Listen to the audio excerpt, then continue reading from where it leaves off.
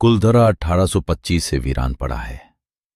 एक ही रात में हर परिवार, हर मर्द, औरत और बच्चा, करीब 1,500 लोग गायब। न कोई लाश, न कोई वजह, बस खाली घर और एक श्राप। उस गांव ने कसम खाई कि वहां कोई दोबारा नहीं बसेगा। सरकार ने बोर्ड लगाए, पुरातत्व विभाग ने जांच की। सैलानी दिन में आते हैं, रात को कोई नहीं रुकता।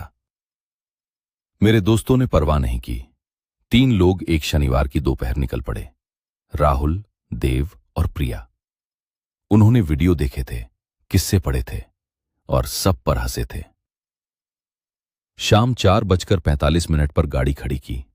पार्किंग भरी हुई थी, 50-60 गाड़ियां, परिवार, टूर ग्रुप्स, गेट पर आइसक्रीम वाले। तीनों अंदर चले गए। गांव ने उन्हें तुरंत महसूस करा दिया।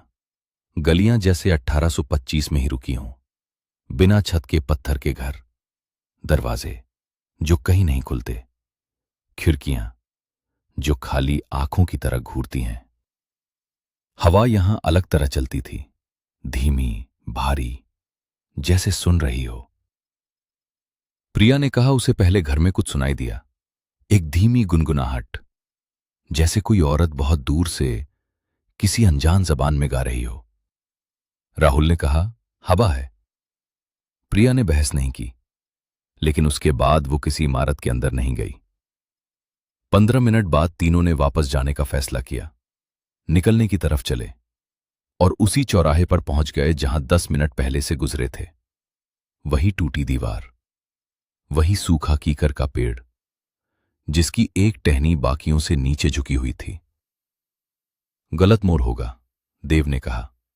पलटे, दूसरी तरफ चले। 5 मिनट बाद वही चौराहा, वही दीवार, वही पेड़। राहुल ने फोन निकाला, नेटवर्क नहीं। तीनों अलग अलग रास्तों से गए। 5 मिनट बाद तीनों उसी चौराहे पर खड़े थे। रास्ते में किसी ने किसी को नहीं देखा था। सूरज अब झुकने लगा था। ज्यादा वक्त नहीं था। गांव बंद होने वाला था, गार्ड जाने वाले थे और रेगिस्तान की अंधेरी अंदर आने वाली थी। प्रिया अब नहीं हंस रही थी। 7वीं बार जब वो उसी चौराहे पर पहुंचे, एक बुजुर्ग एक दरवाजे की छांव में खड़ा था। पुराने कपड़े, सफेद पगड़ी, गहरी लकीरों वाला चेहरा।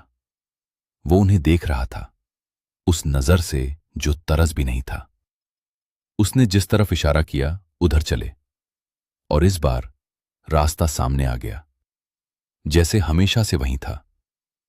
राहुल ने पलटकर देखा, दरवाजा खाली था, न परछाई, न कोई शख्स। पार्किंग में जो गाड़ियों से भरी थी, अब सिर्फ उनकी एक गाड़ी खड़ी थी। गार्ड ने बताया 2 घंटे 40 मिनट हो गए थे उन्हें अंदर गए। उन्हें लगा था 15 मिनट। देव को लगा जैसे कुछ उनके साथ बाहर आ गया है।